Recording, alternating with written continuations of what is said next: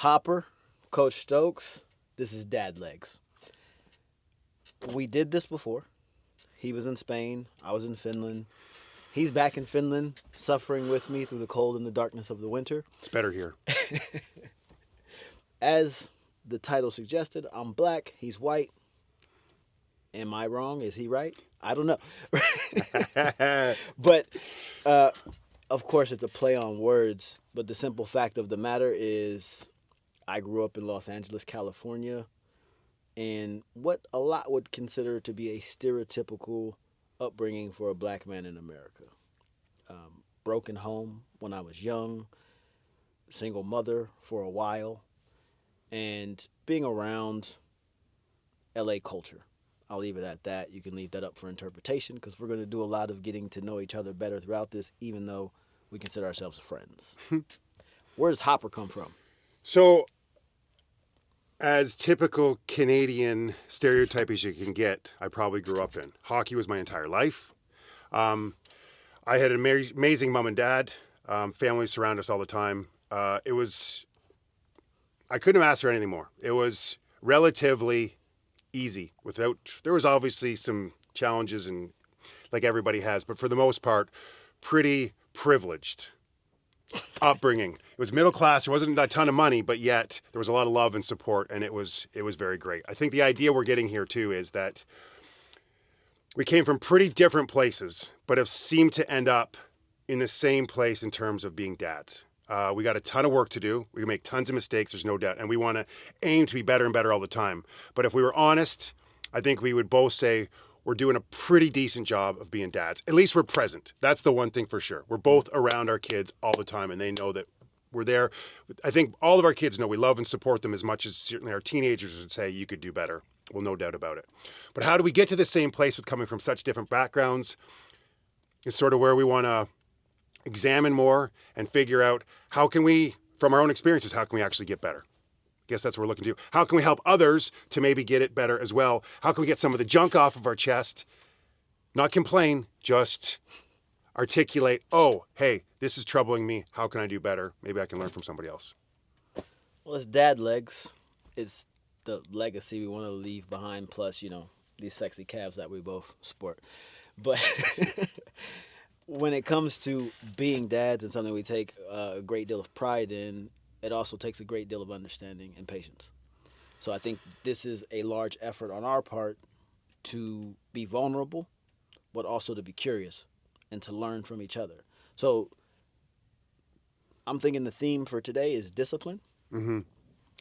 Let's do a little bit of history to understand how you were disciplined as a child, how that affects how you discipline your children from the white dad's point of view. By the time I was a kid, corporal punishment was pretty much gone. Certainly was for me. So I didn't get hit. How's that always the first thing we go to? Like, do you hit or do you not hit? Well, yeah, good one.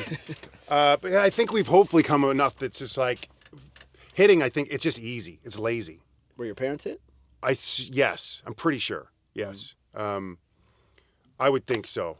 My dad didn't have a dad, so that's another layer to go like. His dad was such an alcoholic. He left my dad when he was 5. So that's in the 60s, which never happened. And my grandmother, who just would have turned 100 last week, actually, the most amazing woman in the entire world. She was another mother to me. My mom was great, but having her around was like, she taught me to tie my shoe, how to swim, how to ride a bike. She was just always there. She would show up with garbage bags full of Christmas presents. Just garbage bag was just what she could carry them in. Big, huge bags every Christmas, yet she had no money. She always showed up. She was just the best. But she raised my dad and his 2 brothers because his dad was so absent. How my dad figured out, he quit drinking at a young age. How he figured out to be such an exceptional dad to me and my brother is, well, there I want to be curious about how the hell did he manage to do that. So I had an amazing example. He didn't. I don't know how he did it. So they were disciplined was like, there was a lot of love. They were around a lot. It was guilt because I'm a bit of a wimp, always have been in that. Like if I was told, it was like, okay, I don't want to it's like, we're really disappointed in you. That line, seemed to work well enough for me. Probably was different with my brother. And that's the thing, too, to understand. I got 3 kids. I parent 3 different ways. Like, not the same as, for each one of them. But they were definitely, that was enough for me. I can honestly say I have multiple brothers and sisters. I don't think I've ever heard the words, I'm disappointed in you, in the household. Like, the sentiment was there, but it was never put in the way that, like, it was just really white the way that you just said that. I'm not saying this like as a negative thing, but I could feel the emotion you said that with when it was like, I'm really disappointed in you. And it's like, well, damn, like, I didn't want to disappoint you guys. I don't know how I would have reacted to that at a young age. So then how did it go? Well, my grandmother, too, was very, very poignant and present in my upbringing. My parents split when just before I think I was entering the first grade, and we're couch surfing. We're living with grandma, then we're staying with friends. Section 8 housing. I didn't know we were poor because my mom was always there and present, really hardworking, but always worked a night shift. So it's weird how it feels like she was always present when she was asleep most of the time during the day, but that's when we're at school. And then when she would wake up is when we're coming home. I guess that's how the equation works. And then she would go to sleep. She would go to work, we'd go to sleep. And discipline, it's just like you better knew better. You had the stigma of you better know better or you just don't do that. Now, my grandmother was a disciplinarian. I was a good kid. I don't know if I was a bit of a wimp too for a little while. Like I was a crybaby early on, but then I had an older brother who was, let's just say he was loose with restrictions, but he was somewhat, in the same situation. He's fatherless, and he's learning the world as the oldest man around most of the time. So he made a bunch of mistakes, and I got to witness all of them. And his narrative to me was like, you see that? Don't do that. A lot of the time. So he ended up being an enforcer and a disciplinarian for me in a lot of ways. But I think I was watching him go through trouble so much that I was just like, okay, I know what not to do. Yeah. And I don't want that same outcome that he's receiving. Plus, this is an opportunity for me to get a little more favor. So I ended up like always being the good kid. But I do remember one distinct instance of my brother and I fighting over my grandmother asked us to bring her. She was into arts and crafts. She said, "Bring me my X-Acto knife." It's X-Acto, yeah, a little razor. And we were fighting over it, and fights over a razor. But it's just we both wanted to deliver, and in the delivery, we ended up slitting her arm. She didn't scream, cry, cuss, or anything. She was just like, okay. And we're just like, oh. And we got beat with. I was born in Fort Bliss, Texas, and she had this huge yardstick that just said Fort Bliss across it, and we had Fort Bliss. Wasn't very blissful that day for you. Fort Bliss was tattooed to us for a while. That's the only time I ever actually remember being hit, though, and I was like, well, yeah, kind of deserved that one. I just literally split her wrist open with a razor blade, but I don't remember any other time of actual physical discipline whatsoever, but there was always the threat of it. So it was never like I'm disappointed, and he was like, you better not. Is there a stereotype that would say like that would happen more in a black community, that there'd be more corporal punishment? Is that something that, or is it like the threats there? Like, I mean, what I grew up understanding is that in the white families, it's like, hey, Billy, take a time out. Or I'm super disappointed in you, right? Right. As opposed to... I wonder if it's just, I bet you it's just hidden more. Okay, can you people aren't willing to talk about it. That too, but can you finish this statement? I brought you in this world. Yeah, I'll take you out. Right? That became a very black thing, right? It's like, and it was always, like I said, the threat of, all right, you will, it's not trouble you were going to be in. There's the imminent danger of physical harm, but it never came. It was always a presence of it. Right. And then because other people perpetuated the same thing. Some people probably were getting the I ass think whooped. there was probably some of that, though. I think my mom probably said, you wait till your dad gets home. Yeah. And it was just Absolutely. like... It's the threat. The threat was there, but yet he never, ever touched us. I've never hit... But I mean, there's no doubt he got like... There wasn't just like, oh, we're disappointed. There was definitely some times of like, you fucked fucked up kid. It's just like, not with it, but it's just like, and I heard it. Like, there's no doubt about it. And Like, but I, till this day, I don't threaten my. I don't. At least I don't think I do. Sometimes it might be reactionary, based on what my child does in the situation. But is that necessary though? Do we need? Is there something that's actually important, where that threat is enough that like where physically you're going to be in serious trouble if you were to do something? Like, is that necessary to keep somebody I think in sometimes checks and balances? I think sometimes it is because there's levels to it, right? Like how quick you physically react to But your what I child mean, it's doing just like, but something it just, improper. I always like, it doesn't, right? If you can't hit a person out on the street, you shouldn't be able to hit a kid. But there's or a time anybody to hit a else. person on the street, is there not? Well, no, only to protect yourself. I mean, Chris Rock said there's a time to kick an old woman down the flight of stairs. You just don't do it. How could there ever be a time to kick an old woman downstairs? Hey, I just said what someone else said. I didn't say it. Well, I think Chris Rock better. I'm sure it went just with some good joke. That's It was in a comedy special. Yeah. But yeah. Yes, there is times for physical altercations. Absolutely. But like you said, not unless you're on the it's- hockey, like on the rink. If like you're playing hockey, then okay, you can fight. But that's just the Canadian in me again. Well, I mean, but it's you would want them to defend, right? To defend yourself, yes. If like, I don't know, like you get into like some of these great teachers, how to like, you know, use the wheels God gave you. Sometimes you just got to get out of town. Like you got, like you don't. the best because defense you is to can't not like. be present. But that's the thing. At today's day and age, you can't. I do it at any time, right? You never know what somebody else is willing to do, what their circumstances are. When they don't, they have had such a horrible life. It's just like, I hurt, kill this person. Well, I don't care. Like that's why it's just never. I don't think ever really that wise to engage in that, unless you're physically being harmed and you actually got to stop somebody. Mm-hmm. But otherwise, I think it takes real strength. That's a real to walk away. Especially if you're a dad, to walk away from a situation because it's like, I got mouths to feed, I got responsibilities. I'm not going to get in a fight with some ding dong. So, people who did discipline back in the day, because it was. I think we could. I think these are things where actually we would want to look at real data. I think you could actually gauge that, like how well somebody does. I think if you're getting hit emotionally, you're not going to do very well in life. If somebody, especially the person that loves you, supposed to love you the most, is hitting you. But that's also the difference between abuse because it was common practice. They used to hit people in schools. Like this was a very Catholic thing to do. Yeah. And I don't think it tormented every Catholic student like I can't succeed. I don't know, man. The way religion has gone, I think it did torment them. Because obviously the great things that the church does have to offer, which I think are many, some of the things that the humans did in it have made people. So is that toxic? Because I know plenty of people that say, I got my ass whooped as a kid, but also that straightened me out because I was an asshole. And in a lot of ways, it got my act together. I guess, the imminent fear. like anything, we have to look at the individual, right? Everybody needs different things. But I can't imagine. Again, I think hitting, it's lazy.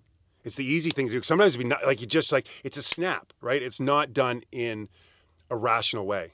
I don't think that's the best way to get compliance. I think you can look at animals. Like you don't hit a dog. Do you think that's not the best way to get compliance? But I also don't think it was compliance. It's anger. It was done out of anger. It was done out of, or I beg to differ. I think we have it's punishment. I know the situation. Yes, Instead I of justice, it's just punishment. I just want to punish you because. But want to. That's the thing where it goes to where I think we lose the line on this. I know people who have been spanked, but also can vividly say like my dad was in tears doing it, like he didn't want to do it, but the common narrative of the time was you needed to understand that your actions had consequences. I think that's BS. I'm you sorry. Needed repercussions.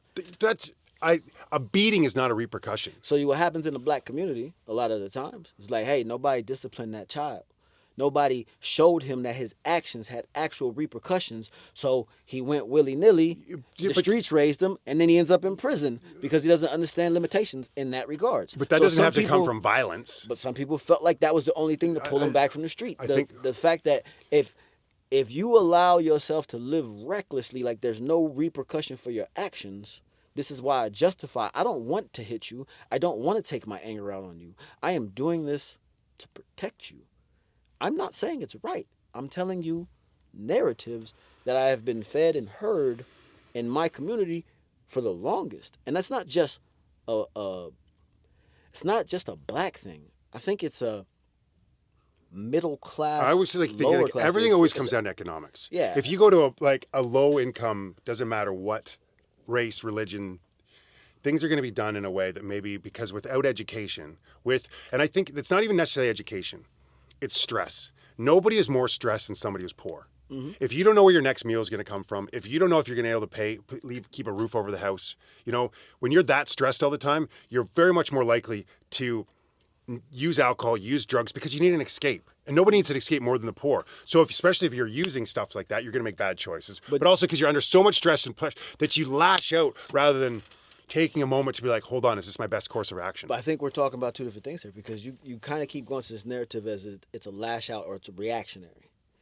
I'm talking about like prescripted discipline, where it's like you said, that imminent threat. Wait till your father gets home. Right. That's not something where it's like, oh, he did something and I'm reacting with violence. It's But you that's did still, there's something. going to be consequences. There's going to be another level of consequence. Maybe there's some kind of threat there. But that in the military, do they hit? I mean, I don't think so anymore. It's not hitting. And But there's like real consequences to bad behavior. That's physical. Yeah. But I don't know that it's like, okay, you're going to go run that mountain 50 times. Yeah. Right? There's so many other consequences that maybe that's just we're getting into like it's that.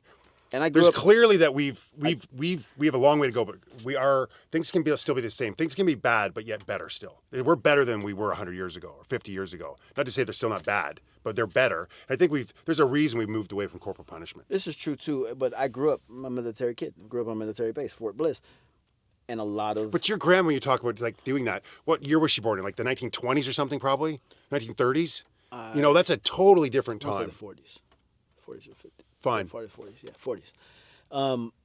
But it was military based. In a lot of instances, the other children I saw around me, it was the culture of the military because discipline and respect were so highly regarded, and this was equated. You think you get respect by hitting somebody? No, but you get the fear. We understand that differently. I'm talking about historical data. I'm not saying this is what I do or what I condone. I'm trying to understand their thought processes in these things. And what I witnessed was you will fear me, which equals respect. Discipline is more important than anything else in understanding the structure of the family. I think being curious about it is good. Like that's ultimately what we're trying to do here is right. Be curious, not judgmental about things, but that doesn't mean we shouldn't. We should be able to call out bad ideas and bad actions. Yeah, and I think, and regardless, no matter the context, I try to be non-judgmental of that person and their actions because I'm not qualified to judge anybody. So I think I'm combating your judgmental aspect of it because you said the word lazy 3 times. And to me, that feels like passing judgment as to they weren't necessarily being lazy. This is the tools that they had, and they thought it was the quickest way to get to a successful result. I guess, yes. Or the most effective. Okay, the most effective. You're right. But I mean, it's lazy in that to hit is easy. You don't have to think about it. To come up with a fitting consequence for bad behavior takes time and energy. That's all I meant with that. That it's just like, and I can see it's just like rather than actually, because to actually articulate and think about, oh wait, for this action, this should be the consequence. It's not just, now you're not just dishing out punishment. Mm-hmm. You're actually like, okay, what is appropriate here? And that usually takes some time and energy to think about. And I can even, this is going to sound. But again, when you're stressed, that's why I understand the person. That's what I'm trying to, when you're under so much stress, there's no time and energy to think because you got so much others around you just like. But that's the other part of it too. Like, how do you actually get through to someone? Sometimes. Because some kids don't care about them. Well, that's why I think it has to be individualized. It has to speak to the person. So some kids should individually get their ass whooped? Maybe. Well, I don't know. Point, I don't know. My 3 kids, nobody's had to take a beating to actually do their chores. My 4 children, no one. So I think that says enough. Well behaved. But I got an example. I did not hit my child, right? But I have to tell the story. I did hit my kid once. Okay, well, hold that. Let me get this one. This is the closest I got to hitting. My son is about to turn 5 this week. Is in a rage. And for me, it's illogical. It makes no sense to be in a rage for what he's in under, but he's also throwing, kicking, punching, hitting. He's causing a lot of danger around him in his atmosphere. He actually hit his sister in the eye with a horsewhip. It was crazy, right? So in reaction, because my words were just not working, me coming down to his level was not working. And then I snatched him. Just grabbed him real quick to where he could feel that I was serious. And instantly he snapped out of it. Snapped out of it. And then he ended up in a place where I can see Daddy is really serious. And I end up in a place that's like, what did I just do? I'm starting to question myself a little bit, but I got to kind of stay in character. Like, you have to understand you cannot react like this because something doesn't go your way. It's okay to be sad. It's okay to be disappointed, but we have to learn how to control our energy differently. But I'm also being very firm in this moment, and he knows that I have him in a way that kind of shocked it out of him. And I'm like, I think this is what people were trying to do with the reaction of a hit or something like that. But that doesn't justify go outside, grab a twig off the tree, pull off the branches, and sit here and take this whooping.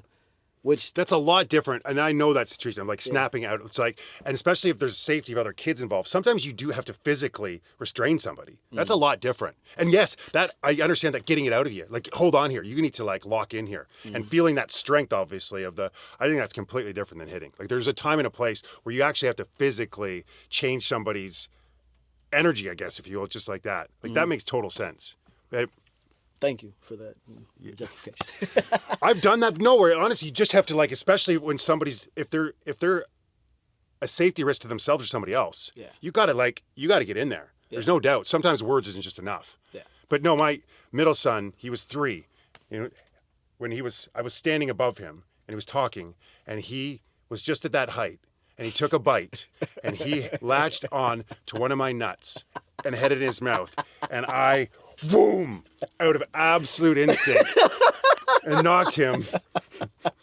And that's the only time one of my boys got hit. But I feel as though I was justified in that. That was an absolute... There's no judgment-free zone.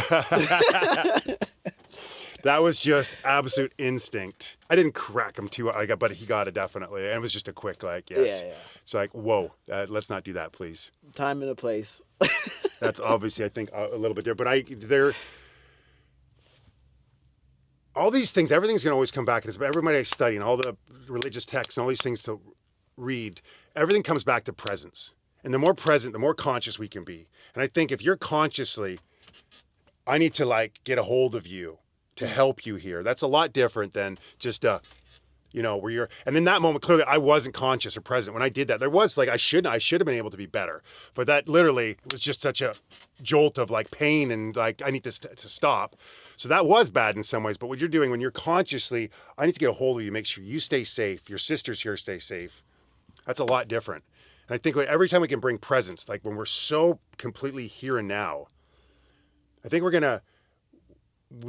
the presence actually allows us to notice what the ramifications are going to be for our actions too. So like a hit, if you hit something, like what you're going to feel after that, it's going to be hell. Like to me, it's like if I get cut off in traffic and I start yelling and screaming and giving somebody the finger, for the moment I might feel like better, but I know afterwards I'm going to feel horrible. I'm going to feel like it doesn't go, like it's just not right for me. But it's just like when you can actually be so present that you understand, oh wait, if I make a bad choice here, in the future, I'm going to feel horrible for this. You're not going to you shouldn't feel like hey, I got to get you back in here, man. Like, let's get back to reality.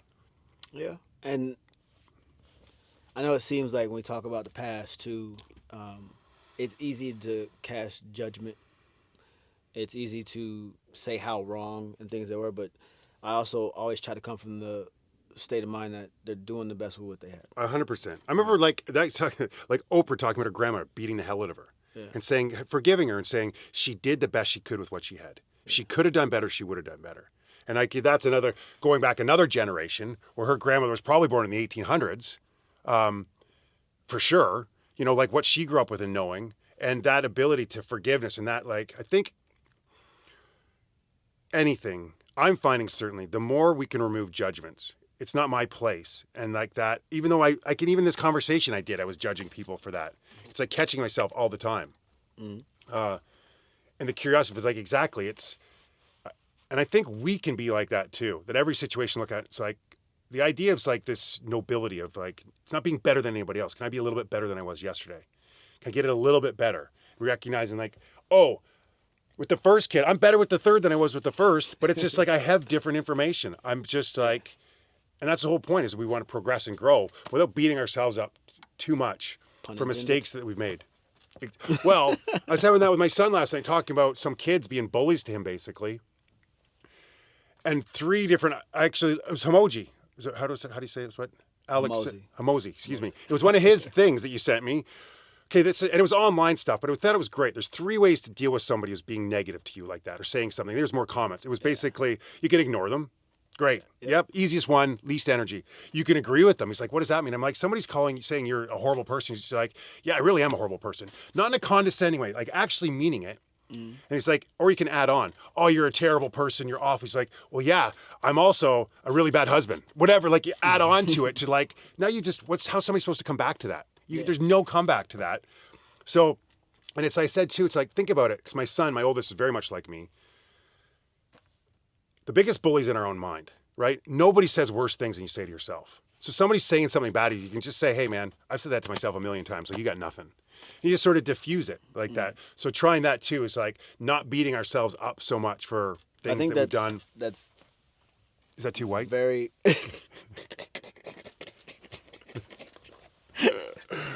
I think it's a fine line that you have to walk, because as I'm hearing you say it, I get it as adults because we understand the semantics of it. And what I'm really doing is diffusing the situation and taking this person's perceived power away. Yeah.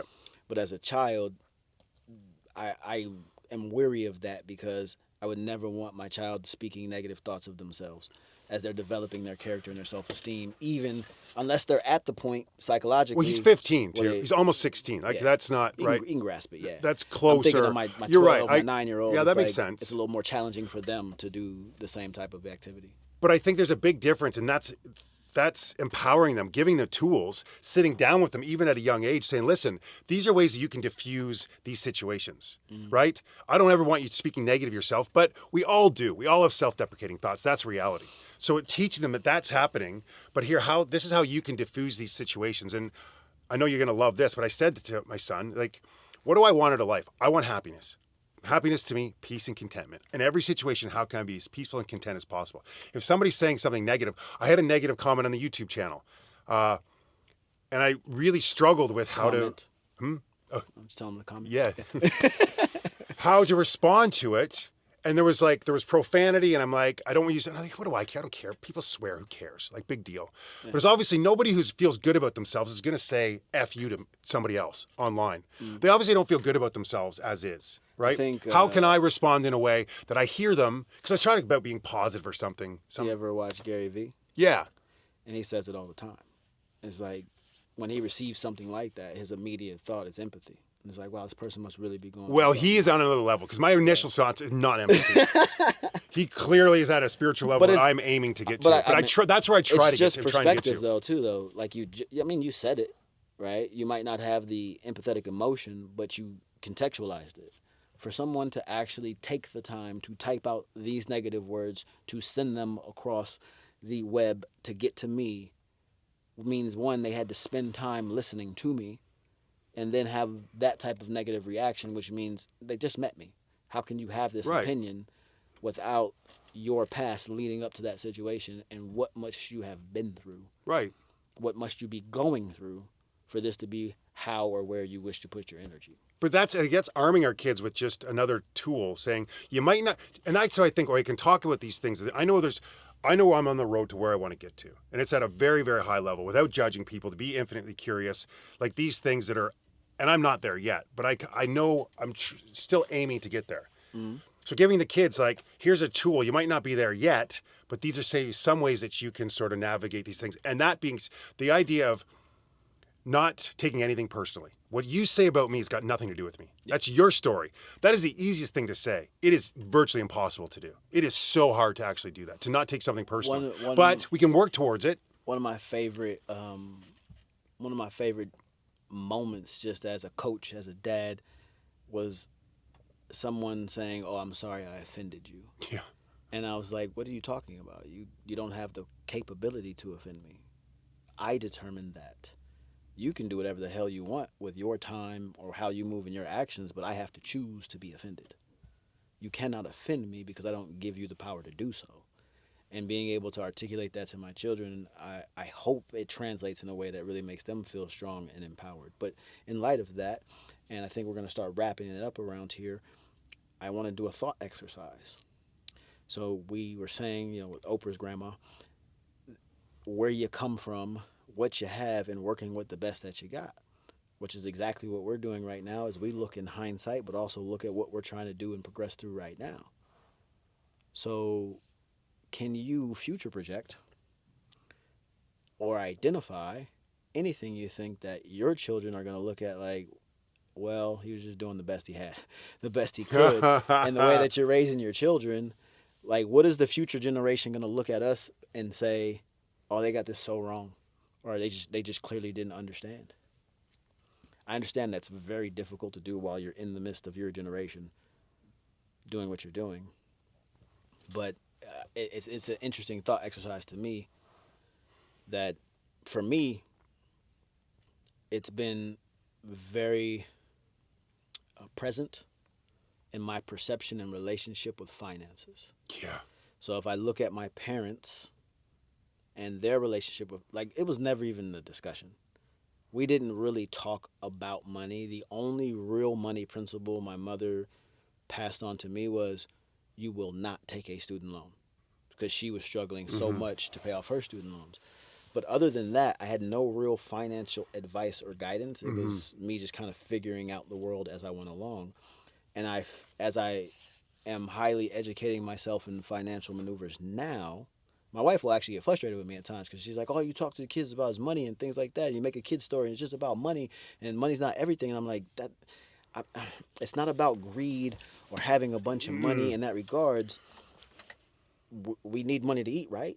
We need money to live, and when we're stressed or we can't do something, it's usually because of the lack, therefore, There's no of doubt. money. Having a certain level of money, there's so much happiness that comes from that. There's no doubt. But understanding that money is also a fictional, imaginary thing. It's just perceived value that we exchange. Like, you get paid at your job, you don't even see the money. There's just numbers change in an account. Yeah.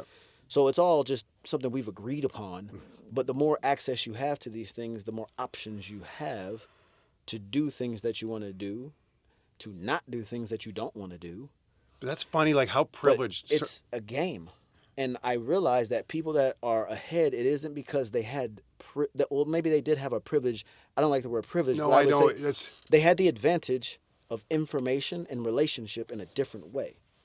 Like, they had an expectation of what money was going to do for them. They had an expectation of how money actually works, like the game of money, because we're taught a very different way of money working than people who actually have wealth are taught or learn from their families, because you're not going to learn it in school, right? No. So then I'm looking at my situation now and I'm like, damn, if I don't make a big drastic change and I don't start having this conversation with my children at a young age and get them comfortable with money, because for our generation, it's a fear. It's like money is like, oh, okay. We didn't learn anything about it, did we? I was never taught anything about it. Well, we did learn. We learned that people who are rich did it. They did it in a way that they sold their soul, or they did something bad, or they inherited it. I'm watching Dave Ramsey's a great show. I don't know if you his stuff is awesome. I love that guy. I think he comes at such a good place too. But the idea that how many people actually inherited, it's so much smaller than people think. Most people actually, in Americans that are millionaires, really made their money. And we have this idea, oh, well, it's just like it's been given to them or whatnot. It's just like. That question is like, that hits a nerve for sure. Like, what are my kids going to look? Yeah, he could have done better if he had known better. I think it's funny, like money will, something like that, but I was going to say, like, not privilege, but the way where our kids have grown up, all the vacations they've been on, you know, the fact that they've never gone without, all the hobbies they get to do. How many countries have your kids been to? Oh, I have no idea. They've lived in 3, but I don't know how many they've been to. But exactly, all these things, but yet there's still like, they have a sense of like, we're not rich. Yeah. Like, that's their thought. It's just like, yeah, when they come home, there's like the amount of love that's there. Like, we're rich in so many ways, but that's true. We haven't figured it out. We're not financially free. You know, and I think I was listening to somebody just talk about like all the other stuff, buying cars, that stuff, it's real nonsense, really. It's like, the idea is like, when you go to a restaurant and you don't look at the prices. Like that's simple. It's like we're here to eat. Let's just eat. Like, right, you're not concerned with that. When you're at that level, that does relieve a lot of stress, and that's where a lot of happiness can come from. Certainly, yes, we know you get to a certain point and more money is not going to make you happier. Living in a mansion is not going to make you happier than just living in a nice, warm, comfortable home that is enough for everybody. But I think that. But it will probably come to finances some because we didn't set that. We're not financially free in that way. We don't have good savings. We've let them down in some ways like that. Maybe that's it. There's got to be other things though. I think our consumption. Maybe that's not one to. It's not, but for me, is that, again, I want to be clear about this. It's not about having a bunch of money. I know. It's the relationship Right. with what money is and what it actually does. So that even if when they go out on their own, we give them absolutely nothing, they're absolutely confident. Yeah, they got the tools. And they have the tools to go out here and it's like, I know how to manage this. Yeah, yes. I know how to put X amount aside. I know how to invest. I know how to grow. I know how to make sure money is not the main issue of my dad. That sucks to end on this because that's definitely like, I guess that's the whole point though. Like, what's the point? We're not going to sit here and say how great we are. I get everything right. Like, that's definitely the thing that my kids, and my oldest is 16 now, are not set up for. Yeah. Like, I've failed them in that way, and they're definitely going to be. Can I give you some advice? Yeah. Right. I told my 12-year-old, as soon as you turn 13, you will have a YouTube channel.